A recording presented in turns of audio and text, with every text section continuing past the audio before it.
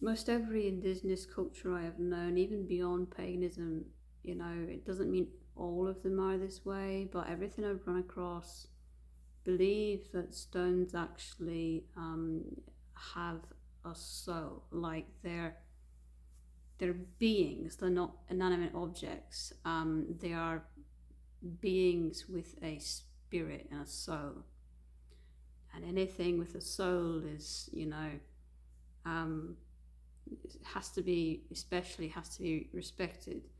And so we don't treat them, as a lot of the modern day society treats them. We treat them as something that is, actually a very wise ancestor. It's said that a long time ago in ancient paganism, especially, but even sometimes nowadays still, this is practiced where if you don't have the knowledge or the wisdom to find the answers that you need, it is said that you would go and consult the stones. So that they are so wise, they've been here for tens of thousands, hundreds of thousands, tons and tons of years. They've been here, they've seen a lot, they know a lot, and therefore people would think that they might have the answer to something that they wouldn't otherwise have the answer to. So that is why, in olden day we would, in ancient times, consult the stones if we could not find an answer to something. Um, so they're said to be, really are said to be very wise, and really, you have to look at them no differently than you would a totem. You really can't, or anything living, you really can't prove it with science, but that is what we believe. And so you'll understand that when I talk about stones, it's very much like they're alive, and that they can think and that they have emotion, because that is what we believe, that you can communicate with them and they have a soul, which by definition means it can think, it can feel emotion, and it can communicate. It's just that you have to use clairvoyance to communicate with them. You can't obviously, communicate as we humans do to one another, but it's still a form of communicating.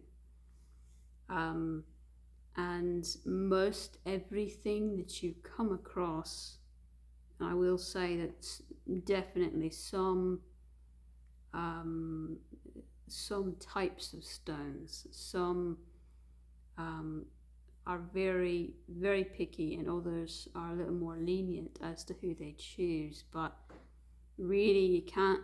This is what I really, really just pisses me, one of those pet peeves.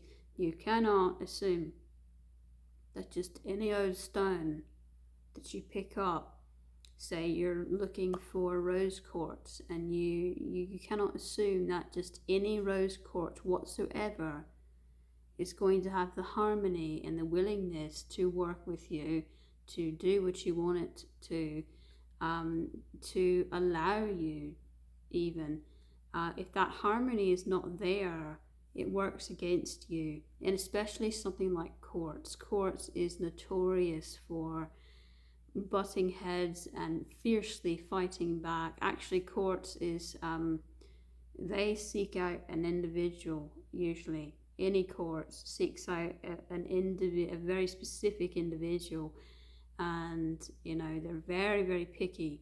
And so if maybe you have the right intent, but you don't know how to sense the energies, and you pick up a quartz stone that does not want to be, either it wants to be left where it is, or it does not want you specifically to mess with it, it will be quite powerful in its defiance. I mean, It does not ask lightly. It yells, it screams, when it's not the right person, or when it just wants to be left alone amidst nature and never disturbed. Either way, it will, be violently aggressive when it says no.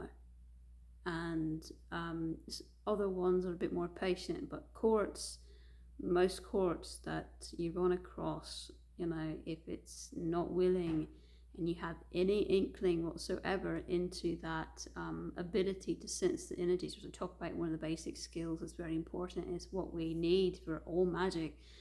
If you can't sense the energies, then you can't do anything. But even if you have just the slightest, for me, it's all different. Some people just get a feeling, just a sixth sense feeling. But for me, because I'm kind of tactile, if I pick it up, sometimes I can just see it visually that it doesn't want to be picked up. But if I really am trying to decide, and I'll pick it up, and immediately if it wants to be left alone, my hand will start to ache. And that's really with any stone. That's just the way that I perceive things. But other people see auras, and it's different. I have what you call the communication with the voices of nature, which basically just means you have sort of a telepathy back and forth with really anything in nature, of nature. They can all communicate this way, and stones are no exception. They're just like trees and animals and plants, and even rivers and things can communicate through what we call the voices of nature. And I also think I have a bit about that. But humans have severed that tie, because a lot of them are no longer of nature. But some humans, like myself, are still of nature in some way. And if you're of nature and you listen hard enough, you can actually teach yourself to hear the voices of nature. And so that is kind of an extra way of communicating that I have. But you don't actually need to do that.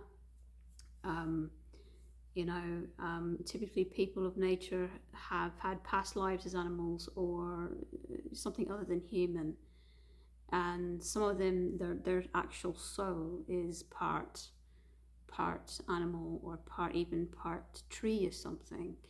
That they've, that's a big piece of them. I won't say always, but most of the time that's how it ends up being, that they have that gift to hear the voices of nature. Moving on to stones. So there's many different ways, like I said, that you can communicate with them, but you have to find one way or another, and you need to know, okay, what does it want to be used for? Because there's protection stones, there's power stones, there's cleansing stone. There's all different kinds of stones, and you need to make sure that whatever you're using it for, it may allow you to, it may have that harmony, and allow you to, it may even choose you specifically to work with it. But it may say, that it wants to be worked with a certain way, and just like anything else, any totem, anything, it will say, okay, yes, you have permission to do this, but not that, So you really need to know how to ask for that sacred permission. It's something that, unfortunately, too many people see it as a, even if they think that they have a soul, too many people think that they are the ones that choose the stone. You never choose the stone chooses you. So no matter what you're searching for, no matter what purpose you may need it for, it always chooses you, not the other way around, just like anything really. But stones are really adamant in that rule. They're very strict in that rule. And unfortunately, there's been some misconceptions on what some of these stones actually stand for, what their meaning actually is. In modern paganism, it's like a game of telephone where, unfortunately, it gets lost in translation sometimes, and sometimes you get lucky and it stays relatively the same. Other times it ends up being either slightly different or completely different at the other end. And modern paganism, is basically that end result, that at the end of the line. And ancient paganism is the initial, real, true message. Before everything shattered, before a lot of knowledge and wisdom was lost by our ancestors, was lost through time and forgotten.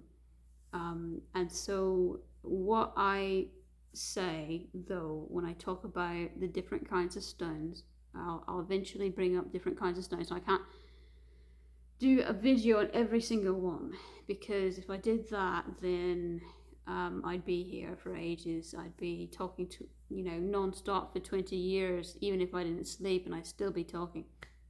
I have a very long beard, and it's that way with totems, it's that way with anything. I can't list them all, but I'll list the ones that I most commonly work with, or the ones that I think have gotten an unfair representation as to what they really stand for.